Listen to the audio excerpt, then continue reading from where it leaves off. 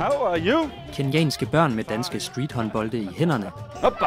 Organisationen Vedvarende Energi har siden 2009 arbejdet med projekter i slumområdet Kibera i Nairobi. Street handball bliver nu det næste. Det er ikke særlig rare vilkår, de bor under og lever under. Men kan sporten være med til så at give dem en selvtillid og glemme for en times tid de forfærdelige vilkår, de lever under, så synes jeg, så er meget opnået.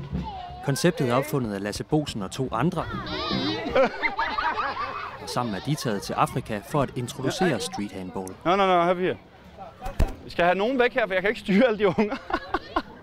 Det er leg med bold, det er en aktivitet, det er ikke sport, det er ikke konkurrence. Og derfor er det ikke sport, det er en aktivitet, som er så banal, men det bringer os alle sammen tilbage til barndommen. Kibera er Østafrikas største slumområde.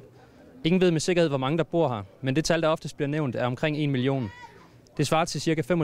25% af hele Nairobis befolkning, men folk bor altså kun på et areal, der svarer til 6% af Nairobi.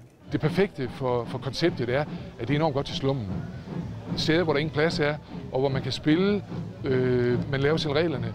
Man har ingen dommere, det vil sige, at man skal ind i den her dialog. Det bliver lokale, der til dagligt arbejder med børn og unge i slumområderne, der skal undervise og stå for legen med streethåndboldene. We want to actually change their perception towards life. We want to give them some hope. And we expect that this particular project will give them some hope. Projektet løber i hele 2012, og små 400 bolde er allerede sendt til Kenya.